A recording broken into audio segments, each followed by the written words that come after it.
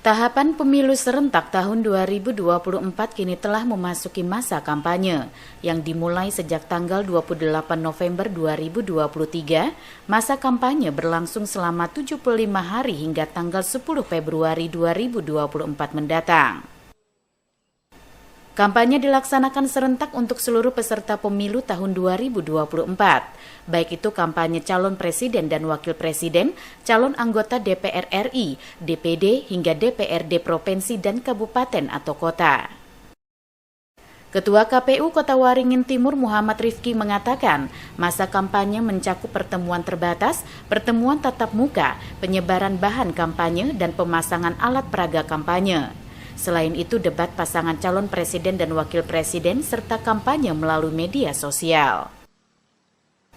Sementara untuk kampanye rapat umum serta kampanye iklan melalui media massa cetak, elektronik serta daring hanya boleh dilakukan mulai tanggal 21 Januari hingga 10 Februari 2024.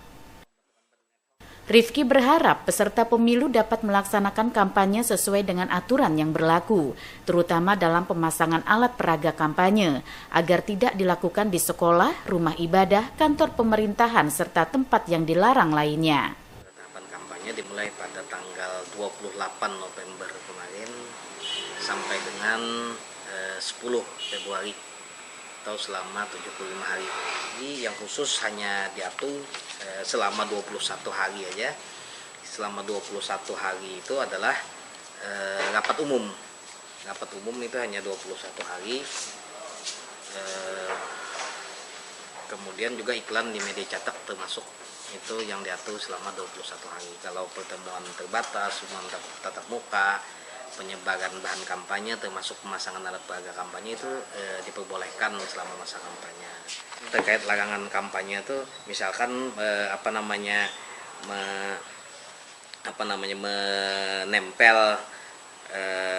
menempel bahan kampanye di tempat ibadah, di rumah sakit, nah itu tempat pendidikan, gedung-gedung atau fasilitas pemerintah, jalan-jalan protokol, jalan bebas hambatan itu standar. Nah, kemudian APK juga itu dilarang ditempatkan di tempat ibadah, rumah sakit, tempat pendidikan, kemudian gedung milik pemerintah, fasilitas tertentu milik pemerintah itu tidak boleh. Itu larangannya. Kalau larangan secara undang-undang juga ada, larangan secara undang-undang misalkan dilarang mempersoalkan NKRI, kemudian juga larangannya ya standar menurut undang-undang lah, standar tempat undang-undang dilarang misalnya membawa atribut peserta kampanye lain, itu larangan-larangan. Setelah masa kampanye berakhir, tahapan pemilu 2024 selanjutnya adalah memasuki masa tenang selama 3 hari dari tanggal 11 hingga 13 Februari 2024. Kemudian dilanjutkan dengan pemungutan suara serentak pada tanggal 14 Februari 2024. Masud Badarudin, Hayat TV.